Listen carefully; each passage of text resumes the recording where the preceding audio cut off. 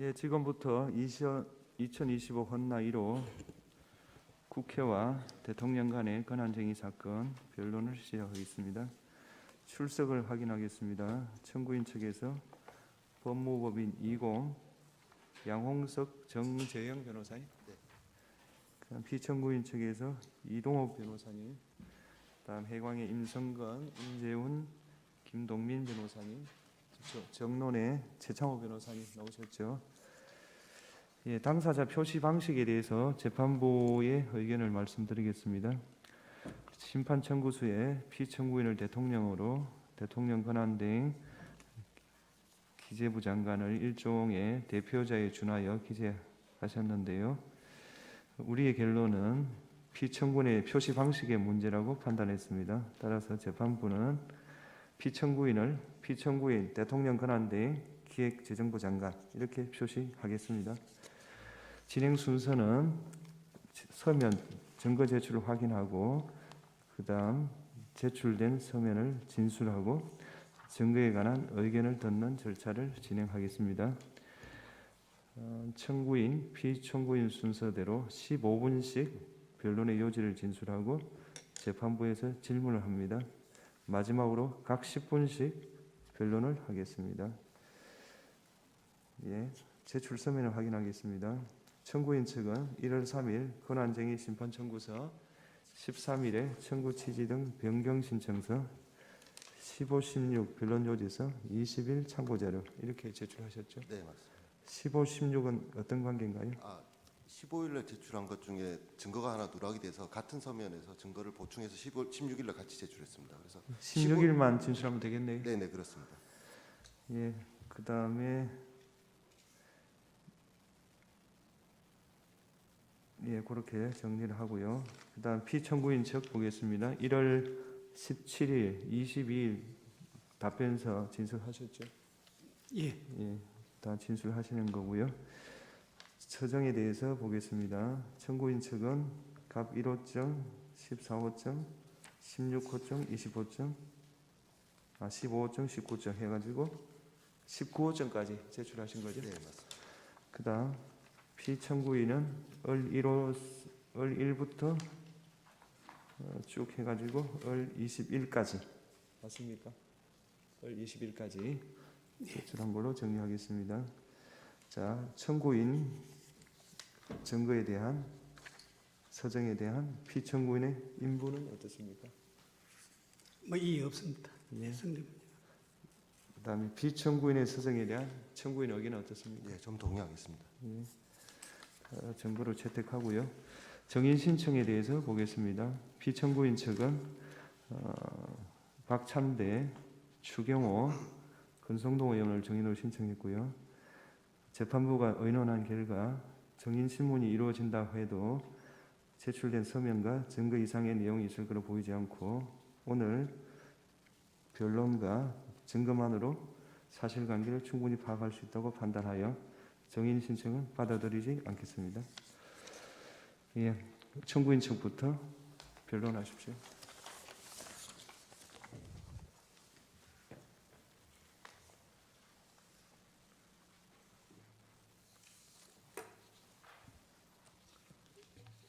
네, 국회 대리인 법무부 20 양홍석 변호사입니다. 청구인 측 주장 요지와 관련해서 말씀을 드리겠습니다. 앞으로 국회의 헌법재판소 구성권 및 재판관 선출권, 대통령의 국회 선출, 헌법재판관 임명 의무, 대통령 권한 대응의 헌법재판관 임명 보류, 그리고 국회의 권한 침해 순으로 말씀드리겠습니다.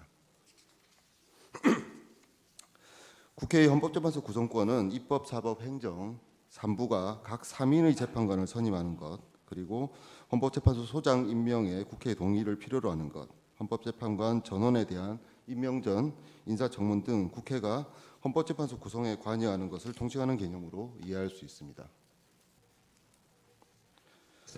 이런 국회의 헌법재판소 구성권은 입법, 사법, 행정 3부가 각 3인씩 같은 수의 헌법재판관을 선임함으로써 구조적으로 정치적 중립을 지향 확보해서 권력 분립 원리를 실현하고 권력의 균형을 구현하는 데 기여합니다. 그리고 헌법재판관 3인을 국회에서 직접 선출하고 헌법재판관에 대한 인사청문, 소장에 대한 임명 동의 등을 통해 직간접적으로 헌법재판소의 민주적 정당성을 확보할 수 있도록 하는 것입니다. 또 국회, 대통령, 대법원장이 각자의 관점과 입장에 따라 최적의 후보를 헌법재판관으로 선임함으로써 헌법재판소 구성에 있어서 다양성을 확보하는 기능을 하게 됩니다. 다음으로 국회의 헌법재판관 선출권에 대해 말씀드리겠습니다. 헌법상 국회가 직접 선출하는 헌법기관으로는 헌법재판관 3인, 중앙선관위 위원 3인이 있습니다. 헌법 규정에 따른 것이기 때문에 국회는 헌법상 이들 헌법기관의 선출권을 갖는다고 말할 수 있습니다. 그리고 국회 헌법재판소 재판관 선출과 관련해서는 헌법재판소가 헌법 111조 2항 및 제3항의 해석 등을 통해 국회가 공석인 후임자를 선출할 구체적 자기 의무가 있다고 결정하기도 했습니다. 이 결정을 통해서 헌법재판소는 국회의 헌법재판관 선출은 헌법상 국회의 권한인 동시에 의무임을 분명히 한 것입니다. 이와 같이 국회의 헌법재판소 구성이 갖는 헌법적 기능, 헌법 제111조 제3항의 문안과 그 취지를 종합하면은 국회의 헌법재판소 구성권 및 헌법재판관 선출권이 있다고 볼 수 있습니다. 다음으로 대통령의 국회 선출 헌법재판관 임명 의무에 관해 말씀드리겠습니다. 먼저 헌법 111조 제2항에서 대통령이 헌법재판관 9인 모두를 임명한다고 규정한 것과 3항에서 국회 선출 대법원장 지명 헌법재판관을 임명한다고 규정한 것은 동일한 용어를 사용하고 있지만 그 의미는 다르다고 생각합니다. 왜냐하면은 3부가 동수를 선임한다는 원칙에 따라서 헌법재판소를 구성하도록 헌법이 규정한 취지상 대통령에게 우월적 권한을 인정해서는 안 되기 때문입니다. 또 대통령은 행정부의 수반으로서도 그리고 국가 원수로서도 여러 공직자를 임면합니다. 그 중에서 국회가 선출하는 헌법재판관은 국회가 선출하고 대통령이 임명하는 유일한 헌법기관이라는 점에서 특별합니다. 그리고 이런 점은 국회의 헌법상 지위, 권력 분립, 헌법기관 상호 간의 존중과 배려 원칙상 이런 특별한 선임 방식을 취하는 헌법재판관 3인에 대해서는 그 임명의 의미를 달리 파악하는 것이 합당하다는 것이 저희 의견입니다. 아울러 헌법 제111조 제2항이 대통령이 헌법재판관 9인 모두를 임명하도록 정하고 있음에도 불구하고 제3항에서 국회 선출 대법원장 지명 헌법재판관을 임명한다고 규정하였으므로 헌법재판관 6인에 대해서는 국회나 대법원장의 의사가 실질적으로 반영될 수 있도록 해석하는 것이 타당하고 그렇지 않을 경우 헌법 제111조 3항의 의미는 반감될 수밖에 없습니다. 그래서 헌법 제111조 3항의 임명에 대통령의 재량이 없다고 해석하는 것이 타당하다고 생각합니다. 대통령에게는 국회 선출 헌법재판관의 공직수행 적합성이나 직무수행 적절성 등을 심사할 권한 자체가 없습니다. 그리고 제111조 3항의 문헌상 대통령에게 국회가 선출하거나 대법원장이 지명하는 헌법재판관에 대한 사후 동의권이나 임명 거부권을 부여한 것이 아님은 명백합니다. 그래서 사후 동의나 임명 거부가 가능하도록 해석하는 것은 헌법에 반하는 해석론이라고 생각합니다. 여기에 헌법상 3부가 합동해서 동수 선임을 한다는 헌법재판소 구성 방식까지 함께 고려하면은 헌법 제111조 제3항에서 정한 대통령의 임명이라는 것은 요식적, 형식적 절차로 봐야 합니다. 설사 이 임명에 대통령의 재량이 있을 수 있다고 보더라도 재량에도 일정한 한계가 있는 것이므로 헌법과 법률이 정한 요건과 절차에 따라서 자격을 갖춘 헌법재판관을 국회가 선출한 경우에는 대통령이 임명하여야 한다는 한계가 있다고 보는 것이 타당하지 않다는 생각이 듭니다.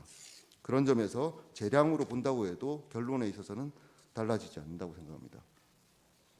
헌법재판소는 이미 국회의 헌법재판관 선출 지연이 헌법상 의무 위반이라는 점을 분명히 했고 이런 입장에 따르면은 대통령의 임명 거부, 보류, 지연 역시 권력 분립, 권력 균형을 훼손하는 것이고 국민들의 공정한 헌법 재판을 받을 권리를 침해하는 것이기도 합니다.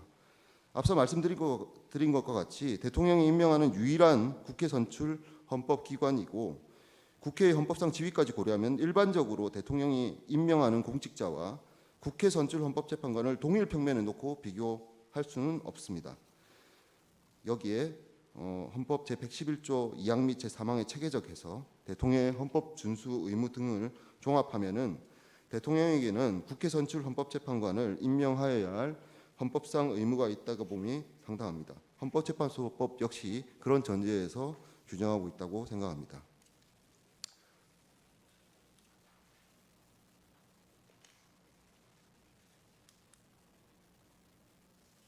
그런데 대통령 권한 대행인 최상목 부총리께서는 현재까지 40여 재판관에 대한 임명을 하지 않고 있습니다. 이와 관련해서 대통령 권한 대행이 헌법 제111조 3항의 임명 행위를 할 수 있는지에 대해서 마치 논란이 있는 것처럼 주장하고 있어 이 부분에 관해서 말씀드리겠습니다. 현행 헌법상 대통령 권한 대행 사유 순서는 정해져 있지만 그 권한 행사 범위에 관해서는 명문의 규정이 없습니다. 이와 관련해서 학계에서는 다양한 견해가 제시되고 있습니다만은 이 사건과 관련해서 보면은 결국에는 국회 선출 헌법재판관 임명이 현상 유지적 성격이냐 여부가 관건인 것으로 보입니다. 앞서 말씀드린 것과 같이 헌법 제111조 3항의 임명이 형식적, 요식적 행위로서 대통령에게 임명 여부나 임명 시기 등을 결정할 수 있는 적극적, 실질적 권한을 부여한 것은 아닙니다. 국회 선출 헌법재판관 임명은 대통령의 의무입니다. 그 의무 이행은 권한 대행도 당연히 해야 하는 것입니다. 이런 해석과 달리 권한 대행이라는 이유로 의무를 면하게 된다고 보면은 권한 대행에게 대통령보다 더 강력한 권한을 인정하게 되는 문제가 있습니다. 그리고 헌법재판관 공석 상황에서 재판관을 임명하지 않는 것은 헌법재판소 구성과 심판에 적극적으로 영향을 미치는 것이라고 생각합니다. 헌법재판관 전원으로 구성되는 헌법재판소 재판부 구성 방식의 특성상 공석이 심판에 직간접적으로 영향을 미칠 수밖에 없고 국회 선출 재판관만 공석인 상태를 유지하는 것은 헌법이 예정한 삼부 동수 선임 원칙에 반하는 것으로 권력 균형을 훼손하는 것이기도 합니다. 이런 점들을 종합하면은 대통령 권한 대행이 국회 선출 헌법재판관을 임명하는 것은 현상 유지적 성격으로 당연히 할 수 있고 해야 하는 것으로 보는 것이 상당하다고 생각합니다. 그동안 국회 선출 헌법재판관은 국회 선출 당일 또는 선출 다음 날에 임명이 되었고 늦어도 수일 내에 임명이 됐습니다. 대법원장 지명 헌법재판관 임명도 크게 다르지 않았습니다. 즉 국회 선출 헌법재판관에 대해서 그동안 대통령은 어떤 심사나 고려 없이 즉시 임명해 왔다라고 볼 수 있습니다. 2017년 황교안 권한대행도 대법원장 지명 헌법재판관을 임명한 예가 있기도 합니다. 그런데 24년 12월 31일 최상목 부총리께서는 여야 합의가 확인되는 대로 40여 재판관을 임명하겠다면서 그 임명을 보류했습니다. 헌정사상 전례가 없는 상황입니다. 우선 최상목 부총리가 언급한 여야 합의나 그 합의를 확인한다는 것은 법적 개념이 아니라 정치 언어로서 본질적으로 상황에 대한 정치적 평가입니다. 여야 합의는 대체 어떤 경우에 인정이 되는 것인지 그걸 확인한다는 것은 또 어떤 의미인지 그 판단 주체는 누구인지 모호합니다. 그래서 이런 이유로 헌법에 따른 절차를 중단시킬 권한이 대통령에게도 없는데 권한 대행이 이런 행위를 했다는 것은 초헌법적이고 초현실적입니다. 한편 현재의 정치 상황상 극도의 대립구도가 형성되어 있다는 점은 재판관님들께서도 잘 아시리라 생각합니다. 대통령 탄핵을 둘러싸고 여야가 대립 중인데 여야 합의를 요구하는 것은 무기한 임명을 보류하겠다는 의사를 밝힌 것과 다름없습니다. 현재까지 이를 철회하고 있지 않는 이상 헌법재판관 임명을 하지 않는 부작위 상황은 명백해 보입니다. 피청구인이 주장하는 여야 합의 관행과 관련해서 조금 더 말씀을 드리겠습니다. 여야 합의 관행을 내세우면서 이 사건 임명 부작위가 정당하다는 주장을 하고 계신 것으로 보입니다. 그런데 이것은 정당하다고 볼 수 없습니다. 그 이유는 첫째, 국회 헌법재판관 선출과 관련해서 여야 합의라는 관행 자체가 존재하지 않고 설사 결과적으로 여야 합의라는 상황으로 평가할 수 있다고 하더라도 그것이 확립됐다고 볼 수는 없습니다. 1988년부터 현재까지 헌법재판관 임명례를 보면은 여야 의석수의 차이나 교섭단체의 수, 규모, 그리고 영향력의 차이, 그리고 그 당시의 정치 상황에 따라서 다양한 형태의 의사결정이 있었습니다. 헌법재판관 3인 중 어떤 정당이 몇 명을 추천할지를 두고 늘 의견의 합치에 이르는데 꽤 오랜 논쟁이 있었습니다. 이런 논쟁이 있었다는 것 자체가 여야 합의가 확립된 관행이었다면 있을 수 없는 것이 아닌가라는 생각이 듭니다.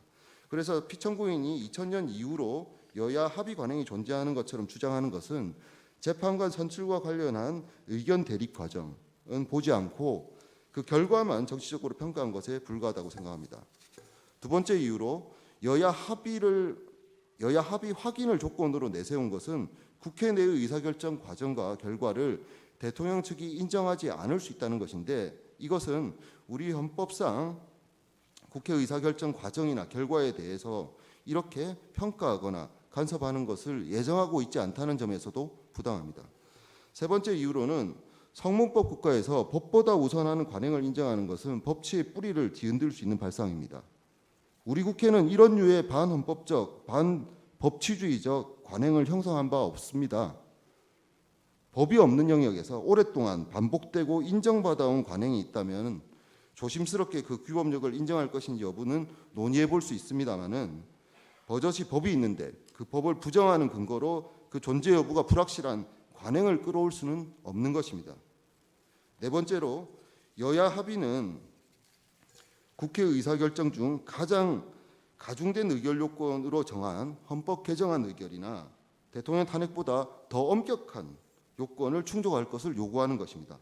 이런 요구를 국회 내부가 아닌 대통령 측이 한다는 것은 국회의 의사결정과 관련한 헌법 내재적 한계를 일탈하는 것이라고 생각합니다.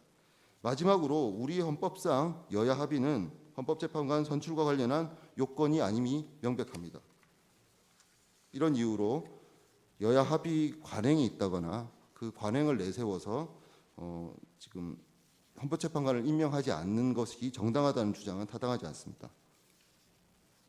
정리하면은 헌법 제111조 3항에 따라 대통령은 국회가 선출한 헌법재판관을 임명하여야 할 의무가 있고, 이 임명 행위는 요식적, 형식적인 것으로 대통령 권한 대행도 당연히 할 수 있습니다. 그럼에도 불구하고 임명하지 않는 부작위는 헌법을 위반한 것입니다. 이로써 국회의 헌법재판소 구성권 및 헌법재판관 선출권이 침해된 상태가 현재 계속되고 있습니다. 이상과 같이 대통령 권한 대행의 국회 선출 헌법재판관 임명 부작위가 국회의 권한을 침해한 것임을 말씀드렸습니다. 감사합니다.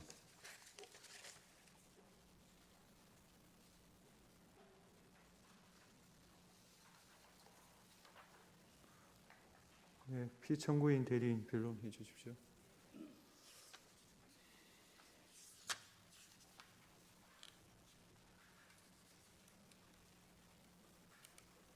이동섭 변호사입니다.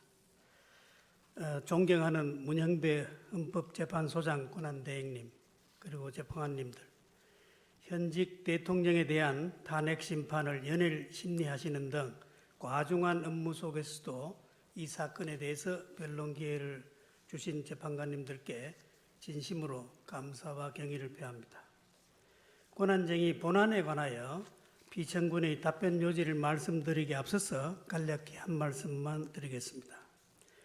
주지하시는 것처럼 이 사건은 24년 12월 27일 당시 대통령 권한대행이던 한덕수 국무총리가 국회 추천 헌재 재판관 후보자 3명의 임명을 보류한다는 이유로 정구인이 국무총리까지 탄핵소추함으로써 비롯된 것입니다. 한덕수 국무총리에 대한 탄핵소추로 인해 대통령 권한대행을 맡게 된 피청구인은 24년 12월 31일 여야 합의를 통한 헌재 재판관 임명 관행을 강조한 전임 대통령 권한대행의 원칙을 존중해서 여야 간 합의가 있었던 조한창, 정계선 재판관 후보자를 재판관으로 즉시 임명하고 나머지 한 분은 여야 합의가 확인되는 대로 임명하겠다고 발표하였습니다. 피청구인은 청구인이 주장하는 것처럼 정구인이 선출한 마은혁 재판관 후보자의 임명을 거부한 것이 아니라 여야 합의가 확인되는 대로 임명하겠다고 임명을 보류한 것뿐입니다. 그런데도 정구인은 피정구인이 마은혁 재판관 후보자를 임명하지 아니한 조치가 헌법 및 헌재법에 따라 부여된 정구인의 헌재 재판관 선출권, 헌법재판소 구성에 참여할 권한, 또 구인의 재판관으로부터 탄핵 심판과 권한쟁의 심판을 공정하게 받을 권한을 침해하였다고 주장하면서 비청구인의 위 조치가 있은 날로부터 불과 3일 후에 이 사건 심판을 청구하였습니다. 그런데 재판관님들께서 주지하시다시피 청구인은 지난 24년 10월 17일 이종석 헌법재판소장님과 이영진, 김기영 재판관님이 퇴임할 때까지 헌법 111조 3항에 따른 헌재 재판관 후보자를 선출하지 않는 등 오래 기간 동안 헌법에 규정된 청구인의 권한이자 의무를 방기하였습니다. 청구인청은 마땅히 해야 할 헌법상 의무를 이행하지 아니함으로써 헌재가 2개월 이상 6인의 재판관 체제라는 미정유의 사태를 겪게 되었습니다. 다행히도 재판관님들께서 심판 정족수에 관한 헌재법 23조 1항에 대한 가처분 결정을 인용하셔서 재판관 6인 체제에서 심리는 할 수 있게 되었습니다마는 헌재가 탄핵 심판 등 중요한 결정까지 할 수 있는지에 대한 논란이 있어온 것이 사실입니다. 그렇기에 헌재 소장을 비롯한 재판관 3분의 퇴임 전에 헌법 111조 3항에 따른 헌법상의 권한이자 의무를 방기한 것은 바로 청구인 본인입니다.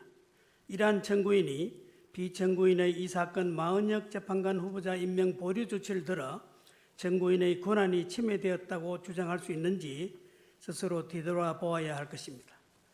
이와 같이 헌법상의 업무를 방기하던 청구인은 24년 12월 14일 대통령에 대한 탄핵소추가 가결되자 서둘러 재판관 후보자 3분을 선출하였습니다. 그 3분의 재판관 후보자들에 대한 대통령 권한 대행이던 한덕수 국무총리가 12월 26일 임명을 보류하자 곧바로 당일 국무총리에 대한 탄핵소추를 발의하여 그 다음날 여당 의원들이 불참한 가운데 재석 야당 의원 192명 만장일치로 한덕수 국무총리에 대한 탄핵소추가 가결되었습니다. 그 시점부터 대통령 권한 대행이 된 피청구인은 국회가 선출한 3인의 재판관을 임명하지 않으면 또다시 탄핵 소추하겠다는 야당의 강한 압박 속에서 정부와 여당 각계의 의견을 들은 다음 여야 간의 합의가 있었다고 인정되던 여당 추천 1인 조한창 재판관, 야당 추천 1인 정계선 재판관을 헌재 재판관으로 즉시 임명하고 나머지 한 분은 여야 합의가 확인되는 대로 임명하겠다고 밝힌 것인 뿐이고 청구인은 주장하는 것처럼 피청구인이 국회가 선출한 마은혁 재판관의 임명을 거부한 것이 결코 아닙니다. 헌재가 9인의 재판관 체제로 구성되어 운영되어야 한다는 점에 대해서 이견을 제기하는 사람은 아무도 없을 것입니다. 문제는 청구인이 재판관 후보자를 선출한 그 시기입니다. 청구인은 24년 12월 14일 대통령을 탄핵소추하고 난 이후인 12월 26일에 이르렀어야 3분 재판관 후보자를 여당의 참여 없이 야당 단독으로 선출하였습니다. 그러나 이 사건은 외견상으로는 청구인인 국회가 자신의 권한이 침해당했음을 이유로 정부의 권한 유무 및 범위에 관하여 헌재의 확인을 구하고 있지만 그 실질은 국회가 선출한 마은혁 재판관 후보자를 헌재 재판관으로 임명하여 충원하고자 함입니다. 그런데 누구도 자기 사건에서 재판관이 될 수 없다는 법원은 본래 절차적 측면에서 재판관에 대한 재척 깊이 등과 관련해서 논의된 비성문 규범의 하나입니다. 이러한 여러 법리들과 판례 등을 종합해 보면 헌재 재판관 임명 여부에 관한 판단 자체를 헌법 해석에 관한 최종적인 권한을 지니고 있는 헌법재판소가 판단하는 것은 헌법재판소의 자기완결적 행위에 해당되고 이는 절차적 정의 원칙상 문제가 있으므로 이해관계에 있는 기관으로서 이에 대한 판단 및 권한 행사를 가급적 자제할 필요가 있다는 견해도 있음을 존경하는 재판관님들께서 유념해 주시기 바랍니다. 본안에 관한 상세한 답변은 공동소송대리인대에서 설명드리겠습니다만은 요점만 간단히 말씀드리겠습니다. 첫째, 청구인의 청구 취지 1항은 피청구인의 부작위로 청구인의 헌법상 재판관 선출권 또 헌재 구성권이 침해한 것이라고 주장하고 있습니다. 그러나 피청구인에게 헌법상 법률상 자기 의무가 인정되지 않은 이상 피청구인의 부작위에 의한 권한 침해를 다투는 권한쟁의 심판은 허용되지 않는다고 하는 것이 헌재의 확립된 판례입니다. 그런데 헌법 111조 2항 3항의 규정에 의해서 대통령에게 헌재 재판관 전원을 임명할 권한이 존재한 이상 청구인 주장과 같이 국회의 재판관 선출권을 종국적이고 장설적 형성적 인사권이라고 할 수 없으므로 국회가 선출한 재판관 후보자를 헌재 재판관으로 임명해야 할 헌법상 법률상 자기 의무가 있다고 볼 수는 없습니다. 따라서 피청구인의 부작위에 의한 권한 침해를 다투는 권한쟁의 심판은 허용되지 않는다고 하겠습니다. 더구나 청구인은 24년 12월 26일 420회 국회 임시회 본회의에서 헌법재판소 재판관 3인에 대한 선출을 의안으로 제출하여 마은혁, 정계선, 조한창 재판관 후보자를 선출하여 헌법상 규정된 선출권을 행사하였으므로 피청구인이 청구인의 헌재 재판관 선출권을 침해했던 주장은 그 자체로 이유 없습니다.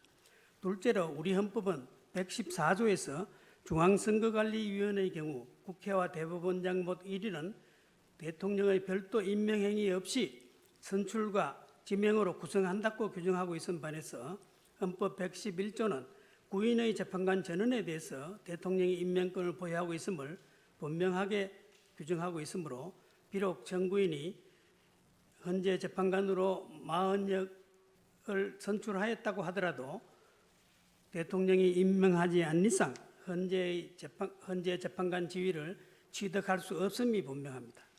따라서 마은혁이 헌재 재판관의 지위에 있음을 확인한다고 교하는 주의적 청구 취지 또한 부적법하다 하겠습니다. 마지막으로 헌재 2009라 12 결정에 따르면 헌법재판소법 66조는 헌법재판소가 피청구인이나 제3자에 대해서 적극적으로 의무를 부과할 권한은 부여하지 하고 있지 않고 부작위에 의한 심판정을 인용하는 결정을 할 때 그 결정 취지에 따른 처분 의무가 있음을 규정할 뿐이다.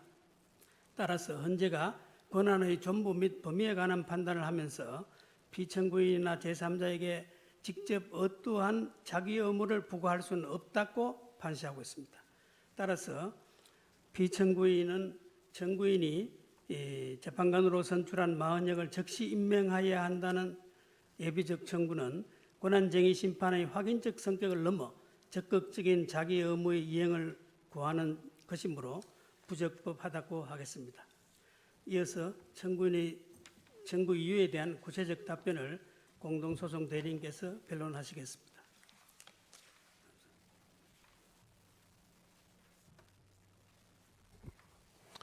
네, 피청구인 대리인 임성근 변호사입니다. 먼저 변론기를 주신 문영배 헌법재판소 소장님, 권한대행님과 재판관님들께 깊이 감사드립니다. 답변 제출했기 때문에 간략히 요즘만 말씀드리겠습니다. 먼저 청구치 1항에 대한 답변입니다. 청구인이 당초 이 사건 청구서에서 청구치 1항을 위헌 확인을 구하다가 청구치 원인 변경 신청에서 헌법재판소 재판관 선출권 및 재판소 구성권을 침해했다고 이렇게 청구 취지를 변경했습니다. 피청구인 대리인은 이 변경 신청서를 지난주 1월 16일에 뒤늦게 송달을 받아서 있는데 1월 당일에 이미 이 사건 답변서 초안에 대해서 대통령 권한대행에 보고를 마친 상태였기 때문에 지난 1월 17일 제출한 답변서에는 변경 전 청구치에 대한 답변이 기재되어 있음을 재판관님께 널리 양해해 주시고 지금 이 변론으로서 변경된 청구치 1항에 대한 답변으로 가름하고자 합니다. 우선 청구인 주장과는 달리 피청구인은 청구인의 헌법재판소 재판관 선출권 및 헌법재판소 구성권 침해한 바가 없기 때문에 변경된 청구치 1항은 이유 없이 기각되어야 될 것입니다. 답변서 국민위에서 상세히 설명드린 바와 같이 헌법재판소 출범 이후에 3인의 재판관 중 통상 1위는 여당 추천, 이런 야당 추천, 이런 여야 합의하에 추천되어 온 것은 분명한 관행입니다. 이는 2000년 이후 3기 헌법재판소 구성부터 이어져온 국회의 오랜 정치적 관행입니다. 네. 그런데 22대 국회에서 원내 일당인 더불어민주당이 2사람, 또 국민의힘이 한 사람을 추천했다 주장을 했고, 반면에 국민의힘은 종전관례처럼 여당이 1인, 야당이 1인, 여야 합의 1인으로 하ян다 줄다리를 하다가 헌법재판소장은 적어도 여당 또는 대통령이 추천하는 전현직 헌법재판관 중에서 임명하되 국회 다수 의석을 점하고 있는 더불어민주당 측에서 여당 또는 대통령이 추천한 사람을 동의하는 것에 대한 논의를 하다가 합의에 이르지 못했다고 합니다. 이후에 2024년 12월 12일 새로이 선출된 국민의힘 권순동 원내대표와 더불어민주당 박진대 원내대표가 헌법재판소 재판관 후보자 선출과 헌법재판소장에 대한 논의를 하였는데, 더불어민주당 박진대 원내대표가 추경호 전 국민의힘 원내대표의 이러한 논의 내용을 부인하면서 헌법재판소장에 대한 논의를 하지 않고 일방적으로 헌법재판관 후보자 선출만을 고집했다고 합니다. 이런 이유로 2024년 12월 12일 이후에 국민의힘 의원들은 의원총회에서 재판관 후보자들의 인사청문회에 불참하게 됐고, 본회의 표결에도 불참했습니다. 따라서 본 사안에 대해서 여야간 합의가 있었다는 청구인의 청구 유효서의 주장은 사실과 달라 타당하지 않습니다. 다음으로 청구인 권한은 침해되었거나 침해될 현저한 위험이 있다고 볼 수가 없습니다. 청구인은 2024년 12월 26일 제420회 국회 임시회 본회의에서 헌법재판소 재판관 3인을 선출해서 헌법상 규정된 선출권을 행사했습니다. 피청구인은 그 선출권 행사가 여야간 합의를 통해 적절하게 이루어진 것인지 알 수 없다는 이유로 마흔여 재판관 후보자 임명을 보류했을 뿐이기 때문에 이러한 피청구인의 조치가 국회가 가지는 선출권의 행사를 불가능하게 하거나 방해함으로써 그 권한을 침해했거나 침해할 현저한 위험의 가능성이 있다고 볼 수 없습니다. 따라서 이 부분 청구치 1항은 이유가 없으므로 기각돼야 될 것입니다. 다음으로 청구치 2항에 대한 답변입니다. 98 헌나 3 결정 등 헌법재판소 판례에 따른다면 피청구인의 부작위로 인하여 청구인의 권한이 침해되었다는 권한쟁의 심판이 허용되기 위해서는 피청구인의 헌법상 또는 법률상 자기 의무가 있음에도 피청구인이 그러한 의무를 다하지 않은 경우여야 합니다. 그런데 이 사건은 앞서 말씀드린 것과 같이 지금 피청구인 입장으로서는 임명을 한 분을 보류한 것일 뿐이지 결코 헌법재판관을 임명하지 않겠다고 거부한 것이 아닙니다. 여야 합의가 확인되는 대로 임명하겠다고 분명한 발표를 하셨습니다. 더구나 헌법 111조 1항 2항 3항은 헌법재판소 재판관 구인은 오로지 대통령만 임명할 때 분명 밝혀있기 때문에 헌법재판소 재판관은 대통령이 임명하여야 비로소 헌법기관으로서 그 역할과 책임을 수행할 수 있기 때문입니다. 그래서 그 자체로 국회가 선출한 3인이 바로 헌법재판소 재판관으로서 지위를 취득할 수 없기 때문에 이런 청구인 주장, 주의적 청구 취지의 주장은 그 자체로 부적부하거나 이유가 없습니다. 헌법 111조에 따르면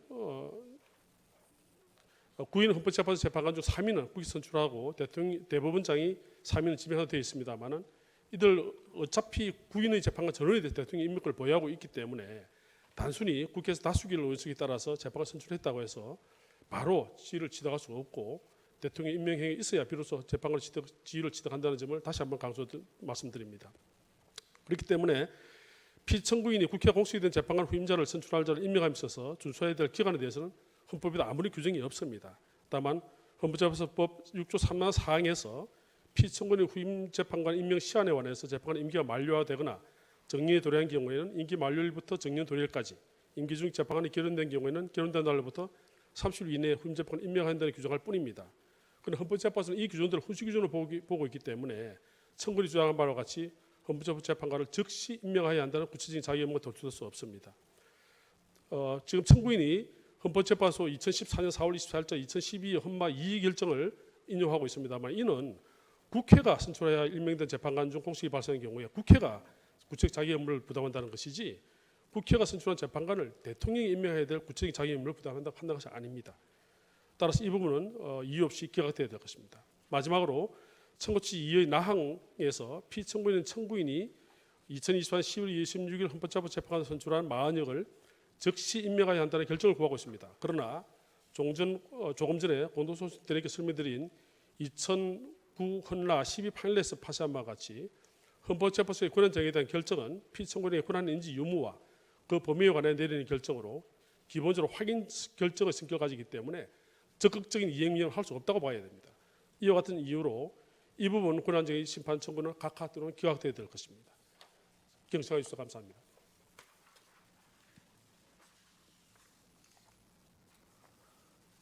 예, 이미선 재판관님이 질문을 하겠습니다.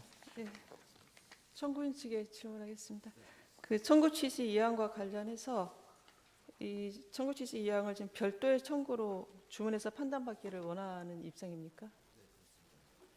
그러면 청구인은 그 헌법재판소가 재판관의 지위에 있음을 형성하는 결정을 할 수 있다고 보고 청구한 것 같은데 네. 그 헌법과 우리 헌법재판소법상 이러한 결정이 가능하다는 것이 청구인의 입장입니까? 청구인 이제 국회에서 이 사건 청구를 할 때 배경을 좀 설명을 드리면은 다 아시다시피 지금 헌법적 위기 상황이 계속되고 있기 때문에 헌법재판소가 좀 더 적극적인 결정을 할 수도 있는 것이 아닌가라는 전제에서 청구를 했다는 말씀을 드리겠습니다. 그리고 이론적으로나 법리적으로 조금 무리한 부분이 없지 않아 있을 수도 있습니다만은 그 부분과 관련해서는 저희가 좀 보완해서 설명을 다시 한번 드리도록 하겠습니다. 서면으로. 그러세요. 그 청구 취지 일항과 관련해서 일항을 보면 재판관 선출 권한, 국회의 재판관 선출 권한과 헌법재판소 구성에 참여할 권한. 청구 취지 일항이 좀 어떻게 돼 있죠? 잠깐만 한번 봅시다. 지금 국회의 헌법재판소 재판관 선출권 및 헌법재판소 구성권을 침해한 것이다 이렇게 돼 있는데요. 네, 그렇습니다. 그럼 두 권한이 지금 별도의 권한이라고 지금 주장하고 있는 겁니까? 네, 그렇습니다. 그럼 어떤 차이가 있나요? 큰 틀에서 보면은 재판소 구성권의 하나로서 재판관 선출권이 있다라고 볼 수도 있습니다만은 재판관 선출권은 어쨌든 헌법상 111조 3항에 근거한 것으로서 이것이 실질적으로 기능하기 위해서는 대통령의 임명이 의무로 해석되어야 되고 형식적 요시적 행위로서 반드시 이루어져야 된다는 측면에서 그것이 이루어지지 않으면은 선출권도 의미가 없게 된다라는 저희는 주장을 하고 있습니다. 그래서 선출권도 침해된 것이고 큰 틀에서 보면은 선출권을 포함한 헌법재판소 구성권이 침해된 것이다라는 주장을 함께 하고 있습니다. 헌법재판소 구성 권한이 좀 더 큰 네, 그렇습니다. 영역이죠? 예, 알겠습니다. 그러면은 청구인 입장은 그 대통령은 국회가 선출한 사람이 헌법과 헌법재판소법에서 정한 재판관 자격 요건, 그 법정 자격 요건입니다. 네. 자격 요건을 갖추었는지, 국회의 선출 절차에 법적 하자가 없는지와 같은 형식적 심사 없이 무조건 임명해야 한다는 입장입니까? 그 부분 관련해서는 저희가 조금 피청구인께서도 주장을 하셔서 저희가 서면으로 자세히 말씀드리겠습니다만은 일단은 그런 예가 사실은 그동안 없었기 때문에 굉장히 가정적인 말씀을 드릴 수밖에 없는데 일단은 법적 자격이 없는 분을 만약에 국회가 선출한다면은 그 부분에 대해서 대통령이 임명 전에 형식적 심사를 할 수도 있다라고 생각합니다. 다만 국회 의결 과정과 관련해서 어떤 하자나 흠을 찾아서 임명을 보류하는 것은 국회 의사결정에 대한 존중 차원에서 조금 문제가 있는 경우도 있을 수 있지 않나라는 생각을 하고 있습니다. 알겠습니다. 그 언론 보도에 따르면 2024년 11월 18일 국회의장 중재로 더불어민주당과 국민의힘 각 대표 의원이 만나서 11월 22일까지 재판관을 추천하기로 합의를 했는데 이때 양당이 몇 명씩 추천할 것인지에 대해서는 더 논의하기로 돼 있습니다. 이게 맞습니까? 그 부분은 제가 좀 사실관계를 좀 더 확인하고 말씀을 드려야 될 것 같은데요. 제가 전에 듣기로는 의장께서 이제 그 방통위원장 탄핵 사건 관련해서 이제 심리 과정에서 재판관님의 질타가 있으셨다라는 것을 듣고 이제 재판관 선출이 빨리 시급하게 이루어져야 된다고 해서 원내대표들과 함께 논의한 결과 어쨌든 11월 22일까지는 재판관 선출을 각 당이 하는 것으로 하자라는 점에 대해서는 합의가 됐었고 다만 몇 명을 할지에 대해서는 실제 이제 더불어민주당은 2명을 해야 된다고 주장을 하고 있었고 국민의힘은 1명은 일단 추천을 하는 것인데 1명은 여야 합의로 하자라는 주장을 하셨던 것으로 보입니다. 그런데 그 부분 관련해서 피청구인께서도 주장을 조금 하셨던데요. 헌법재판소장 임명과 관련해서 국민의힘이나 아니면 대통령 측의 의견을 받아줄 경우에는 두 명 한 명씩 나눠서 하는 추천하는 것에 대해서 이런 합의가 이루어진 것으로 의장께서는 판단을 하고 계셨고 그래서 합의가 이루어졌다라고 보도가 된 것으로 알고 있습니다. 그래서 결론적으로 말씀드리면은 민주당이 2명 추천, 국민의힘이 1명 추천하는 것으로 합의가 됐다라고 의장께서는 받아들인 것으로 제가 전해 들었습니다. 네, 알겠습니다. 그 피청구인 측에 질문하겠습니다. 그 피청구인은 국회가 재판관으로 선출한 사람이라도 헌법이나 헌법재판소법에서 정한 자격 요건을 갖추었는지 선출 절차에 하자가 없는지를 심사할 수 있다고 이렇게 주장하고 있습니다. 만약 이러한 심사 결과 자격 요건과 선출 절차에 문제가 없다면 대통령은 선출된 사람을 재판관으로 임명하여야 한다고 보는 입장입니까? 아니면 이와 별도로 대통령이 선출된 사람의 전문성이나 도덕성, 그 자질을 심사해서 임명하지 않을 수도 있다고 보는 입장입니까? 전자입니까? 후자입니까? 자질이 없으면 할 수 있다고 생각하지 않습니다. 여기서 말하는 자질은 법정 자격 요건이 아니라 그 일반적인 그 뭐 전문성이라든가 그런 뭐 도덕성 이런 그 내용적인 겁니다. 그 대통령이 그 국회가 재판관으로 선출한 사람에 대해서도 이러한 내용적 심사를 할 수 있다고 보는 입장입니까? 그렇지 않습니다. 그렇지 않습니까? 예. 그러면은 그 헌법이나 헌법재판소법에 정한 자격 요건을 갖추고 선출 절차에 하자가 없다면 바로 임명해야 된다고 보는 입장이십니까? 네, 그 점에 대해서는 네. 뭐 저희도 뭐 특별한 이견이 없습니다. 네, 예, 알겠습니다. 네. 예. 그럼 그 피청구인은 여야 합의의 부재를 이유로 국회에서 선출된 40여 대한 임명을 지금 보류하고 있다고 주장을 하고 있습니다. 여야 합의가 재판관 선출의 절차적 요건에 해당한다고 보는 입장입니까? 말씀하시겠습니다. 예, 그럼 지금 네. 재판이 말씀하신 것처럼 그게 무슨 선출 절차의 어떤 조건이라고 보기는 어려운데 네. 이 아까 말씀드린 것처럼 2000년 이후에 오래된 정치적 관행이 여 한 명, 야 한 명, 여야 합의 한 명이었습니다. 바로 직전에 이영진 재판관님의 경우에도 여 한 명, 야 한 명, 그다음에 여야 1당과 2당의 합의로 제3당인 바른정당의 합의로 이렇게 임명이 된 것으로 알고 있습니다. 그래서 아까 청구 측에서는 그게 전혀 뭐 관행이 아니라고 합니다만 한 20년 이후 2000년도 이후에 오래된 관행이고요. 그다음에 지금 저희가 지금 이 특히 피청구 측에서 이야기하는 건 뭐냐면 이게 지금 이제 구인 재판관님이 이렇게 구성되는 데서 이견이 없습니다. 누구도 이견이 없는데 헌법재판소장이 그러면 어느 분을 해야 될 것이냐 당연히 국회에서 논의를 해야 되는 상황이었고 그 과정에서 여야 원내대표 사이에 논의하던 과정에서 정리가 잘 안 됐다 그럽니다. 그런데 그 사이에 지금 야당 측에서 일방적으로 지금 두 번에 대해서 이렇게 추천을 해가지고 여당의 어떤 참여 없이 야당 일방적인 어떤 그 만장일치에 의한 선출된 상황이기 때문에 이게 과연 이 두 분에 대한 합의가 제대로 있는지 여부를 이 대통령 권한대행께서는 확인할 수 없기 때문에 그 부분을 확인하고 확인된 대로 바로 임명을 하시겠다는 입장입니다. 알겠습니다. 그러면 여야 합의가 그 재판관 선출의 법적인 절차적 요건은 아니라는 그 법적 입장이시죠? 요건은 아니라고 아니죠? 봅니다. 예, 네, 알겠습니다. 네, 그렇습니다. 잠깐만 꼭 한 네네. 말씀 더 네. 보태면요.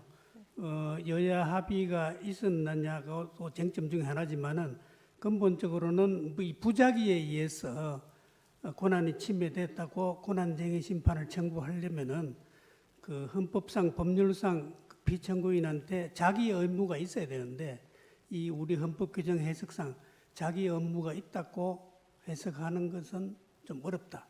그렇기 때문에 권한쟁의 심판 청구가 인용되어서는 안 된다 이런 주장을 하고 있습니다. 그럼 다시 질문드리겠습니다. 아까 앞서 질문드린 건데 국회에서 선출한 그 재판관 후보자가 법정 자격 요건을 모두 충족을 하고 있고요. 그다음에 그 선출 절차에 하자가 없다면 대통령은 임명을 해야 됩니까? 아니면 임명 안 할 수도 있습니까?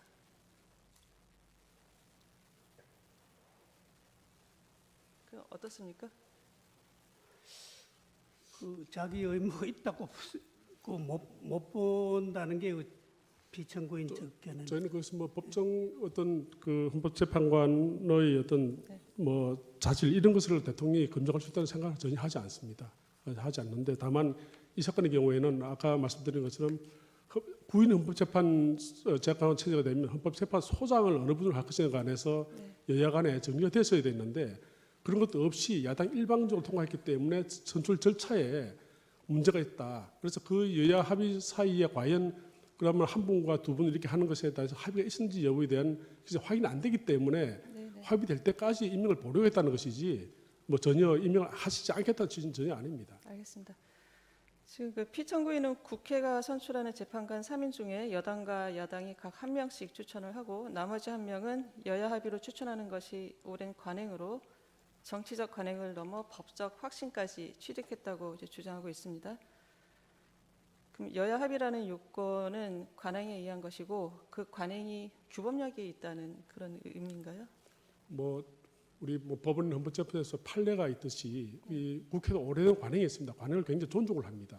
특히나 2002 3기 재판소의 재판관 구성부터는 다 여야 이렇게 1명씩 하고 여야 합의를 해 왔는데 이 22대 국회에 와가지고 이 지금 현재 와서 이런 야당 단독으로 두 사람을 선출했기 때문에 과연 그것이 여야 합의가 있다고 볼 수 있는가 하는 그런 여야의 어떤 선출차에 어떤 문제가 있지 않는가 하는 것이 저희 피청구인의 입장입니다. 그래서 그 부분에 대해서 아까 말씀드린 헌법재판소장을 어느 분을 할 것인지에 대해서도 합의조차 안 된 상태에서 야당이 일방적으로 이와 같이 선출한 것이 과연 국회의 선출이 어떤 문제가 없는가 하는 점에 대한 문제 제기라고 생각하시면 되겠습니다. 예, 알겠습니다. 그럼 이 사건에서 피청구인이 말하는 여야 합의가 이제 정확한 어떤 사항에 대한 합의를 의미합니까? 그 3인을 사실은 어떻게, 잠깐만요. 3인을 어떻게 추천할 것인지, 3인의 추천 방식에 대한 합의를 말하는 건지, 아니면 특정 후보자를 재판관으로 선출하는 것에 대한 합의를 말하는 것인지, 그 어떤 것입니까? 우선 여야가 몇 명씩 추천할 것이냐가 가장 문제고요. 그 다음에 어느 분을 할 것이냐는 각 당이 추천할 거기 때문에 다른 당에서 그것을 문제 삼을 수는 없다고 봅니다. 다만 구인의 헌법재판관 체제가 되면 헌법재판소장의 문제가 나오고 현재 지금 대행님이 계십니다만은 헌법재판소장을 어느 분을 할 것이냐에 관해서 여야 사이에 논의가 있었고 그 과정에서 논의를 하다가 논의가 안 됐다는 합의가 안 됐다는 겁니다. 그래서 이 지금 현재 만약 9분이 되어버리면 그럼 헌법재판소를 어떻게 할 것이냐 이에 대해서 적어도 전 현직 재판관 중에서 적어도 여당과 또는 대통령이 추천하는 분을 지금 국회에 다수 의석을 점유하고 있는 더불어민주당 측에서 통과하는 것을 어느 정도 논의를 한 중에 지금 이렇게 헌법재판 문제는 전혀 논의가 되지 않은 채로 지금 야당이 일방적으로 지금 헌법재판관 후보자만 이렇게 선출된 것으로 이렇게 알고 있습니다. 그렇기 때문에 저희들은 비선거제 그 점을 지금 문제로 해서 과연 여인, 야인 이렇게 추천이 여야가 합의가 되어 가지고 선출된 것이냐. 그래서 그 중에 두 분은 된 것 같은데 여 한 분, 야 한 분 정도 이렇게 두 분은 분명히 된 것 같은데 나머지 한 분에 대해서는 정말로 여야 합의에 의해 가지고 이런 선출되었느냐, 된지 여부를 확인하고 확인된다면 즉시 임명하겠다 이런 취지입니다. 그 여야 합의 부재라는 게 지금 피청구인이 주장하는 여야 합의 부재라는 게 그 마은혁 후보자라는 특정인에 대한 여야 합의가 없었다 이건 아닌 거죠? 특정인데 그건 그건 아닙니다. 아니고 그렇습니다. 인원수 그러면은 인원수 헌법재판소장 문제입니다. 그 소장 임명에 대한 문제입니까? 네. 소장 임명에 대한 합의가 없기 때문에 여야 합의가 없다 이렇게 보는 입장이십니까? 사실 이 문제 때문에 저희가 그 전현직 그 원내대표를 정인 신청하고자 했는데 뭐 재판부에서 기각을 하셨으니까 그건 존중합니다만은 적어도 이 헌법재판소장을 어느 분으로 할 것이 어떻게 할 것인지 지금 현재 국회에 의석수도 한다면 사실 야당에서 그냥 추천 한 분을 통과해도 좀 어쩔 수 없는 상황이지 않습니까? 그래서 적어도 대통령의 이 헌법재판소 재판관의 임명권 자체는 행정부 수반으로서의 지위에서 나오는 게 아니라 국고에서 지위 나오는 거기 때문에 적어도 어떤 그런 점을 감안해서 대통령이나 여당에서 추천하는 분을 헌법재판소장으로 임명하는데 야당이 동의하는 걸 전제로 헌법재판관을 후보자를 여 한 명, 야 두 명 할 것인지 여 한 명, 야 한 명, 여하야 합의할 것인지 가지고 논의하던 중에 지금 이런 상황이 벌어져 가지고 야당 일방적으로 지금 선출이 돼버렸기 때문에 그래서 그런 상황을 보고 피청구인께서는 우선 여 한 분, 야 한 분은 여야 간의 합의가 종전 관리도로 돼 있었던 상황이기 때문에 먼저 임명을 즉시 임명하신 것이고 나머지 한 분은 여야 합의가 과연 헌법재판소 선이 이런 문제가 합의가 됐는지 여부를 확인한 다음에 하시겠다는 그런 취지입니다. 그 정리를 하면 네. 그 세 분 재판관 그 추천 방식은 재판소장 임명과 같이 연계해서 좀 합의가 돼야 된다 이런 입장이신 것 같아요. 맞습니까? 여야 간에 그렇게 논의를 했던 것 같습니다. 그래서 그 그러면은 합의가 네네. 그 재판관 지금 두 분은 지금 임명하셨지 않습니까? 네네. 그 두 분은 합의가 됐다고 보는 겁니까? 네, 아니, 어떤 이유로 두 분은 합의가 됐다고 보는 건가요? 아마 우리 권한 대행께서 아마 각계 의견을 들으신 모양입니다. 들어서 적어도 그 종전의 어떤 헌정사 관행을 보게 되면 여 한 분, 야 한 분은 일단 뭐 합의가 된 거나 마찬가지고 그렇게 추천해서 선출된 분을 임명해 오셨기 때문에 그런 것을 감안해서 적어도 야당이 제일 먼저 추천하신 재판 후보자는 한 분은 여야 합의됐다 이렇게 보신 것 같고요. 나머지 한 분에 대해서는 지금 아까 헌법재판 소장 문제와 연계된 문제고 여야 원내대표 사이에서 논의를 하다가 논의가 안 된 상황이기 때문에 그런 상황을 보고 정리하시겠다는 그런 취지인 것 같습니다. 알겠습니다. 이거 실무 화상기에 좀 올려주세요. 3번님 실무 화상기. 그 두 분은 종전 관행대로 한 명 추천했기 때문에 관행대로 임명을 했고 네네. 나머지 한 명은 재판소장 임명과 지금 연계해서 지금 보고 있다 이런 입장이신 거죠? 그렇습니다. 그렇게 원래 이제 여 한 분, 야 두 분 아까 합의됐다고 말씀하셨는데 그건 아닌 것 같고요. 알겠습니다. 저희 네. 그 조선일보 기사가 좀 가운데 오게 해줘 보세요. 네. 지금 그 조선일보 2024년 11월 28일자 기사입니다. 여기 네. 보면 여야가 공석인 국회모 재판관 3명을 국민의힘이 1명, 더불어민주당이 2명 추천하기로 합의하고 조만간 선출 절차를 밟을 것으로 27일 알려졌다. 이게 기사가 나와 있는데요. 이것도 아까 말씀하신 것처럼 재판소장 임명과 연계해서 이렇게 합의가 됐다는 건가요? 제가 듣기로는 이제 제가 전직 그 국민의힘 원내대표랑 현 국민의힘 원내대표랑 좀 이런 부분에 대해서 논의를 해봤는데 사정을 들어봤습니다. 들어보니까 그 헌법재판소장 문제와 함께 이렇게 논의를 한 것 같습니다. 그런데 지금 적어도 지금 이렇게 보도된 것처럼 두 분의 헌법재판관 후보자의 경우에는 아마 유력하게 먼저 이렇게 여야 합의가 한 분은 지금 무조건 되는 걸로 되어 있으니까 그래서 저 두 분을 먼저 임명을 하신 것 같고 나머지 한 분은 지금 아직까지 그 헌법재판 소장 문제나 이런 문제 때문에 여야 합의가 완전히 된 것으로 지금 보기가 어려운 상황이어서 그 확인되면 바로 임명하시겠다는 그런 취지입니다. 알겠습니다. 네. 그 잠깐 이거 질문해요. 그 피청구인은 그 마은혁 후보자에 관해서도 여야 합의가 확인되는 대로 임명하겠다고 했는데 피청구인이 생각하는 확인 방법은 무엇입니까? 그래서 그거는 제가 다시 한번 서면으로 다시 말씀을 드릴 기회가 있을지는 모르겠는데요. 적어도 지금 여야 사이에 원내대표 사이에 적어도 헌법재판 소장의 문제와 그 다음에 이 만약 헌법재판관 후보자를 야당이 한 분으로 하는 것에 대한 정리가 됐는지 여부를 좀 여야 원내대표에서 좀 어떤 합의가 나오면 좋겠습니다. 그런데 지금 여야 원내대표가 전혀 그 부분에 대해서 말씀 안 하고 계시고 특히 헌법재판 소장을 어느 분을 할 것에 대해서 논의를 안 하고 계시기 때문에 지금 피청군 입장으로서는 지금 확인할 길이 없는 것인데 그 점은 국회에서 좀 지금 빨리 논의를 해가지고 정리하셨으면 좋겠습니다. 어차피 구인의 헌법재판소 이 체제가 유지된다는 것에 대해서는 누구도 이견이 없습니다. 그래서 그러나 구인의 헌법재판관이 되시면 어느 분이 헌법재판소장을 할 것에 대해서는 여야 간에 좀 합의가 되어서 왜냐하면 국회의 동의를 얻어서 대통령이 임명해야 되기 때문에 그렇습니다. 그래서 그 여야 간의 합의가 없으면 국회 동의 절차를 받을 수 없기 때문에 그 점에 대한 여야의 지금 원내대표 여야의 합의가 좀 필요하다는 입장입니다. 네, 알겠습니다.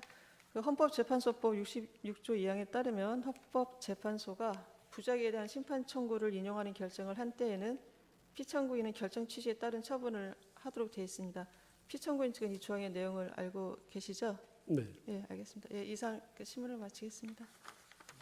김영도 재판관님 질문하십시오. 질문 화상기에 이거 좀 물러나 주세요.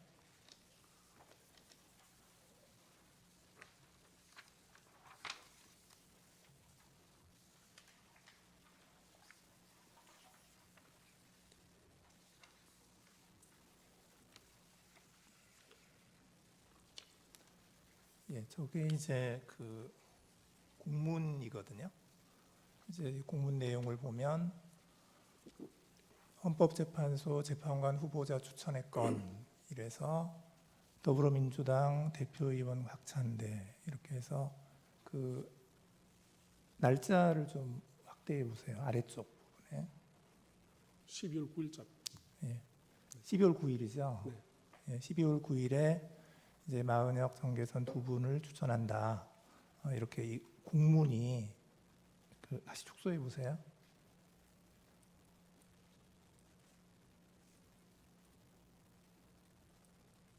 이렇게 해서 정식 공문으로 그 국회의장에게 제출이 됐잖아요. 이게 12월 9일입니다. 그 다음 거 이건 이제 국민의힘 건데 맨 위에 보면 대외 공문이라고 되어 있죠. 그러니까 국민의힘에서 외부로 보내는 공문을 보낸 겁니다. 여기 보낸 거에 역시 그 날짜 확인 한번 해보세요. 국민의힘 대표위원의 직인이 찍혀 있고 역시 12월 9일입니다. 이제 그러면 저거를 보면 그 적어도 지금 그 이제 국민의힘과 민주당 사이에 국민의힘이 1명하고 민주당이 2명 하는 것으로 합의가 되어서 공문까지 지금 국회에 발송을 한 것으로 보여지거든요. 그런데 지금 피청구인 쪽에서는 저거 말고 추가적인 내용이 합의가 더 있다라고 네, 그렇습니다. 얘기를 하는데 그 부분에 관해서는 어떤 뭐 문서가 있는지 만약에 그렇다면 저 공문을 왜 보냈는지 그거를 좀 말씀을 해주시고요. 그 다음에 저기 보면 지금 국힘에서는 1분 추천했고 민주당에서는 2분을 추천했는데 이게 지금 답변서에 지금 피청구인 쪽에서 뭐라고 쓰셨냐면 여야 간 합의가 있었던 정계선 조한창 재판관 후보자는 재판관으로 즉시 임명하였고 나머지 1분 마은혁 재판관 후보자는 여야 합의가 확인되는 대로 임명하겠다라고 피청구인 쪽에서 밝혔다 이렇게 답변서에 쓰셨는데 네. 이게 저 공문에 의하면 같은 날에 지금 국힘에서는 1명, 민주당에서는 2명 같은 날 공문이 국회의장에게 갔어요.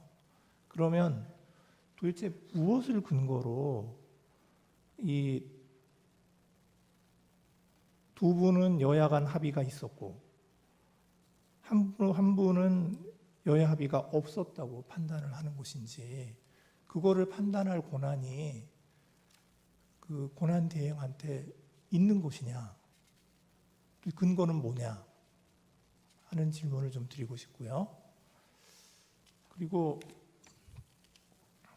이제 추가적으로 지금 피청구인 쪽에서는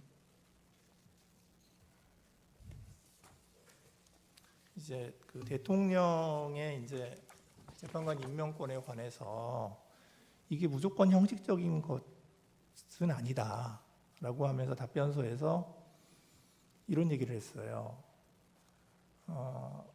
국회에서 헌법 111조 2항 헌법재판소법 5조에서 규정한 헌법재판소 재판관의 자격을 갖추지 못한 사람을 헌법재판소 재판관으로 선출한 경우 이때는 임명하지 않을 수 있다라고 하셨고 두 번째로 국회법에 의한 인사청문회 절차를 거치지 않거나 소위 날치기 등 본회의 표결 절차 자체가 부적법하게 이루어지는 등 재판관 선출 절차 자체에 심각한 하자가 있는 경우에도 이때도 그 대통령에게는 재판관 임명을 하지 않을 수가 있다. 그 범위 내에서 재량이 있다라고 하는 것인데 이렇게 해서 두 가지 예를 드시면서 여야 간에 합의가 없는 경우는 예로 안 드셨어요. 그러니까 지금 한 분을 지금 권한대행께서 임명하지 않고 있는데 그 한 분이 지금 그 임명권자인 대통령, 이 경우에는 이제 지금 권한대행이죠. 권한대행께서 임명을 하지 않을 그 범위에 지금 포함이 되는 것이냐. 그러니까 지금 답변서에서 주장하시고 있는 이 사유에 지금 그러니까 뭐 재판관 자격이 없는 사람이거나 아니면 국회에서 인사청문회를 안 했거나 또는 날치기를 했거나 이거에 해당된다고 보는 것인지. 근데 해당되지 않는다고 하면은 그 부분에 관해서는 권한대행께 재량권이 없는 거 아니냐 하는 생각이 들거든요. 한번 피청구인 쪽에서 이 부분에 관한 의견을 말씀해 주시면 감사하겠습니다. 네, 먼저 그 12월 9일자 그 공문에 대해서 간략하게 말씀을 드리고 상세한 것은 이 당의 입장을 좀 확인해가지고 다시 말씀드립니다. 그래서 저희 사실은 이 여야 원내대표를 정인으로 신문해서 그 부분을 또 분명하게 밝히고자 했습니다만은 좀 매우 아쉽게 생각합니다. 제가 알고 있는 범위 내에서 말씀드리겠습니다. 아니, 잠깐만요. 네. 그 부분에 관해서 제가 확인하고 싶은 건 뭐냐면 네. 공문이 나갔잖아요. 네네.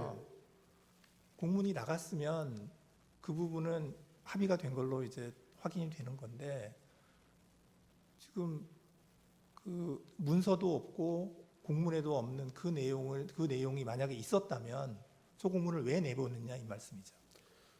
제가 전해드리는 이렇습니다. 제가 확인해 보니까 이제 12월 이제 7일에 뭐 잘 아시는 것처럼 대통령에 대한 탄핵 소추가 1차로 국회에 부의됐다가 뭐 부결이 됐든지 아니면 뭐 어떤 정주수 미달이 됐든지 간에 처리되지 못했고 그 직후에 국민의힘 추경호 전 원내대표가 사의를 표명한 상태입니다. 12월 7일 그 무렵에. 그래서 12월 7일 날 사의를 표명한 이후에 이제 12월 9일이고 그때 당시에는 국민의힘 입장으로서는 원내대표가 이제 공수 상태입니다. 그래서 12월 12일 날 권순동 원내대표가 취임했다고 합니다. 그래서 12월 9일은 그 원내대표의 그 부재 사이에 공백 상태에 있는 사이에 지금 이렇게 공문이 나간 것 같은데 적어도 여는 어떻게 보면 한 분밖에 우리가 그 국민의힘에서 추천할 수 없는 상황이기 때문에 국회의장에게 공문을 보내달라 해서 한 분을 추천을 한 것은 맞는 것 같습니다. 그러나 지금 더불어민주당 측에서 2명을 추천을 같은 날 했다고 그래가지고 여 1명, 야 2명에 합의했다는 점에 대해서는 저희는 동의하기 어렵습니다. 그 부분에 대해서는 이제 국민의힘에서 그와 같은 합의는 이런 적이 없고 다만 아까 말씀드린 것처럼 헌법재판소장과 관련돼 가지고 여 1명, 야 1명, 여야 합의 1명 하든지 아니면 아까 청구인 측 대리인 말씀하신 것처럼 여 1명, 야 2명을 하되 예컨대 헌법재판소장을 전 현직 재판관 중에서 어느 분을 특정한 분을 어떻게 하자.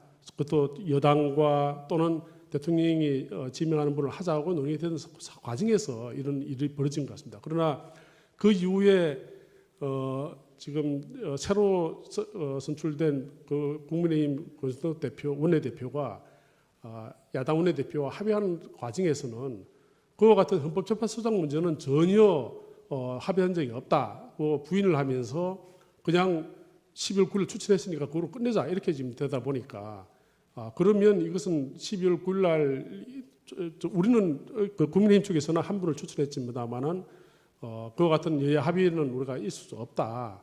적어도 한 분만은 모르겠습니다만은 여야 각 한 비서 모르겠지만 2명까지 우리가 동의해 주는 건 없다.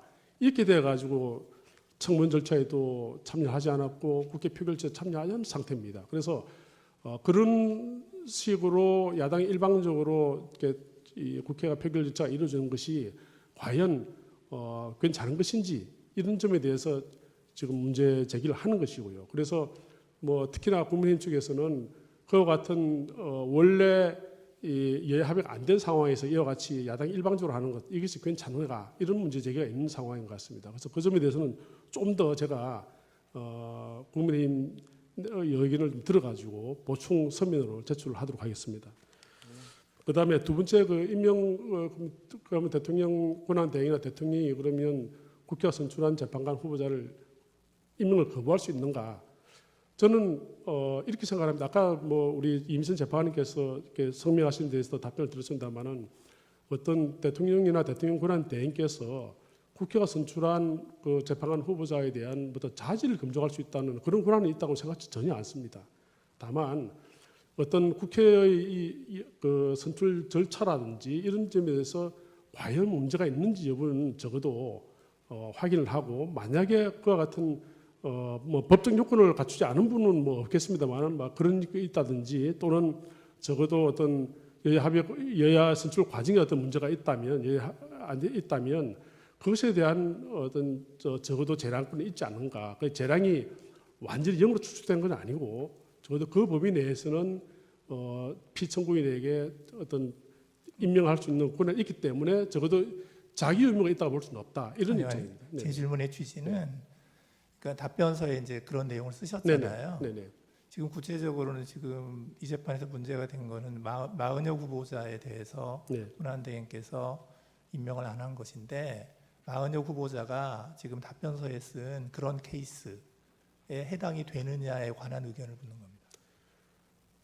그 부분은 적어도 헌법재판소법이나 어떤 그 재판관의 자격 요건을 결한 분은 전혀 아니고 그 다음에 그분의 어떤 도덕성을 뭐 이렇게 대통령이나 대통령 권한대행께서 검증할 수 있다고 생각하지 않습니다. 그리고 그 정도 하죠. 하나만 더. 아니 하나만 더. 그만합시다. 청구의 마무리 변론하십시오. 계속 겉돌고 있기 때문에 변론으로 해결될 문제는 아닌 것 같아요.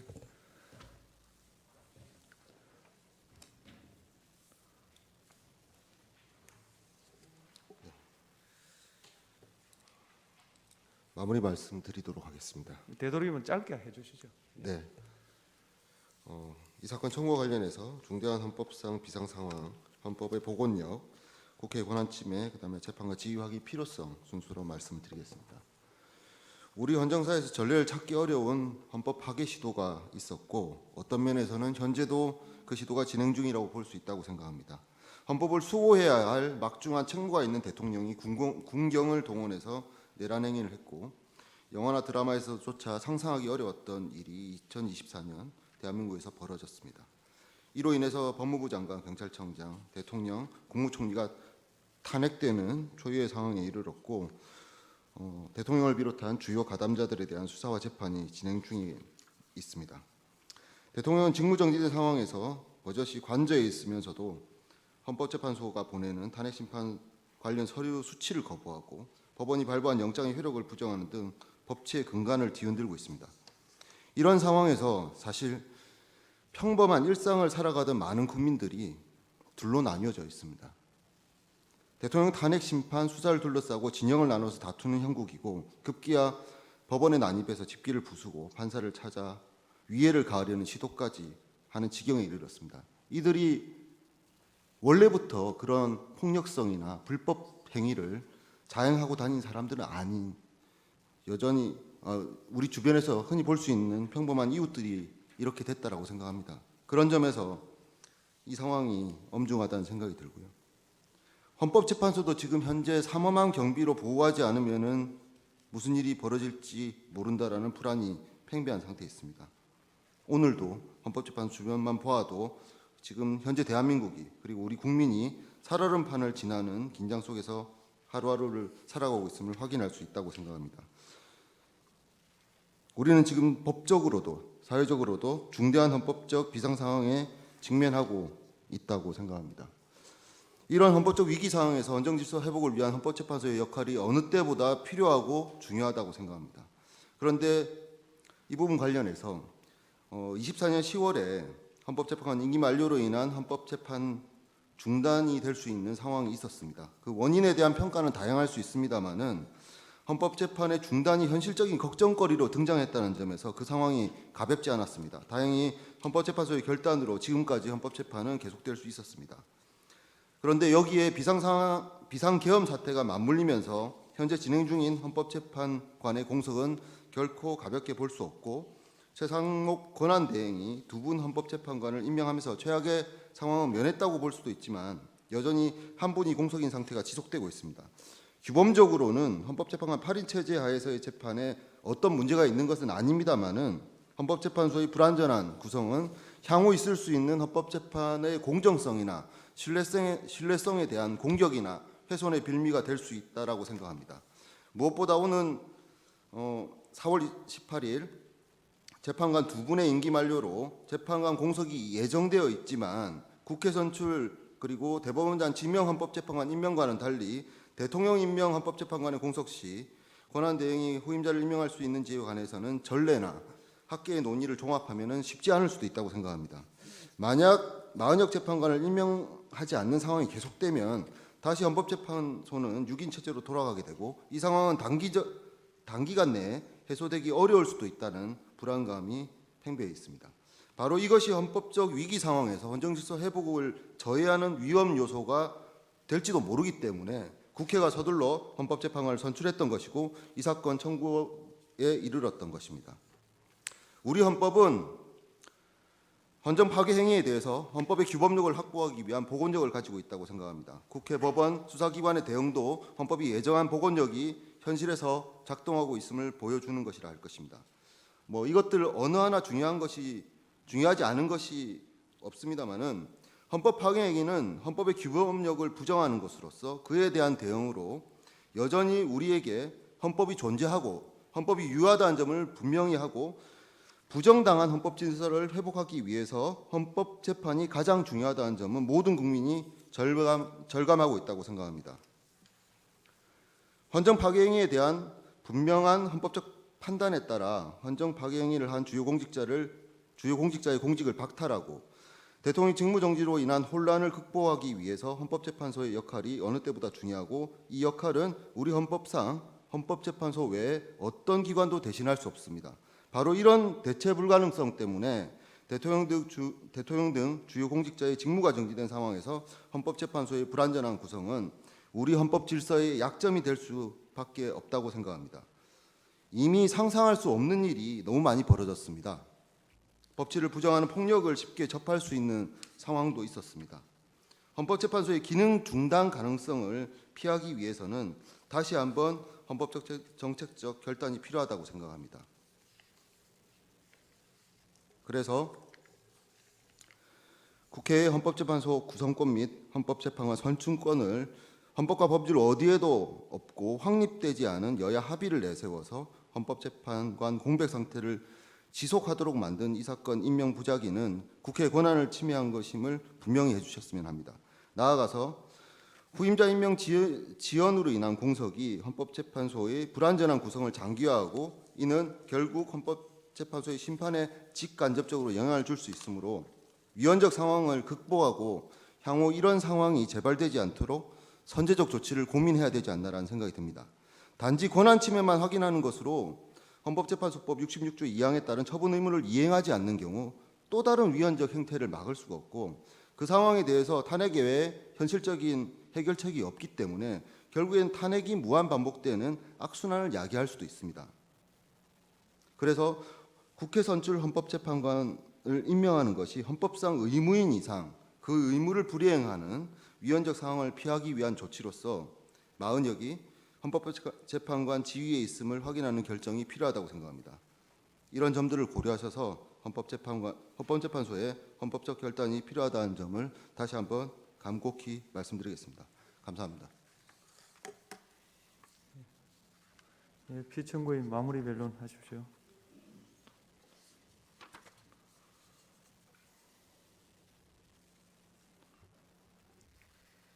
지금 대한민국은 내부 외환에 휩싸여 있습니다. 24년 12월 3일 대통령의 비상계엄 조치 이후 같은 달 14일에 대통령 탄핵 소추가 국회에서 가결되어 국무총리가 대통령 권한대행이 되었습니다. 그런데 청구인은 같은 달 27일 대통령 권한대행인 국무총리가 청구인이 선출한 현재 재판관 임명을 보류한다는 이유로 국무총리에 대한 탄핵소추마저 가결함으로써 그 이후 부총리 겸 기재부 장관인 피청구인이 대통령 권한대행으로서 1인 2역 3역의 과중한 임무를 수행하면서 우리나라 행정부를 이끌고 있습니다. 이와 같이 지난해 12월 3일의 대통령 비상계엄 조치로 인하여 대통령뿐만 아니라 그 이후 심지어 대통령 권한대행이던 한덕수 국무총리까지 탄핵소추되어 직무가 정지되는 바람에 헌정질서의 위기가 초래되었고, 이로 인해 대한민국의 외교적, 국제적 위상뿐 아니라 환율이 급등하고 심지어 외국 신용평가기관들은 대한민국의 국가신용 등급의 하락을 경고까지 하는 위기 상황에 이르렀습니다. 이러한 중차대한 시기에 이 권한쟁의 심판 사건은 대한민국 대통령에 대한 탄핵소추 이후 대통령 권한대행의 권한행사가 적절하게 되고 있는지에 관한 중요한 사건이고, 심지어 외국에서조차 우리나라의 헌정질서 위기가 헌법이 정한 절차에 따라 질서정연하게 잘 극복되는지 여부에 대해서 지대한 관심을 가지고 있기도 합니다. 이와 같이 이 사건 권한쟁의 심판의 결론은 대단히 중요하고, 그 결과 여하에 따라 또 다른 정치적 논란, 이로 인한 사회경제적 혼란과 비용을 얼마나 더 치러야 할지 참으로 걱정이 아닐 수 없습니다. 존경하는 문영배 헌법재판소장 권한대행님을 비롯한 재판관님들께서 우리 사회의 현자로서 국내의 정치 상황을 안정화시켜 주시고, 나아가 국제적으로도 우리나라가 헌법재판소의 현명한 결정에 따라 헌정질서가 회복되어 간다는 인식을 할 수 있도록 현명한 판단을 해주시기 간곡히 바랍니다. 변론 과정에서 여러 가지 법리 주장이 있습니다만은 한 가지만 덧붙이겠습니다.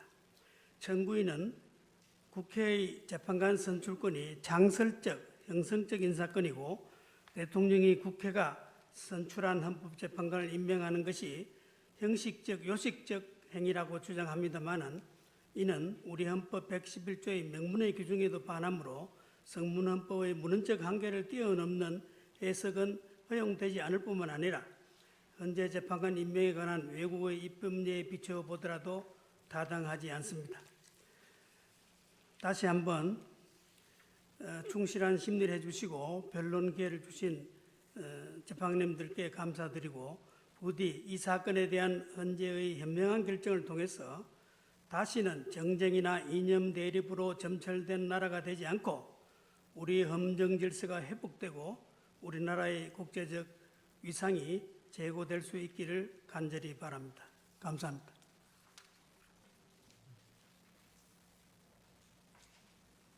임 변호사님 뭐 변론하실 건 없으신가요? 네, 없습니다. 그러면 변론을 종결하고요. 그 선고는 기일을 따로 지정하여 통지해 드리도록 하겠습니다. 이상입니다.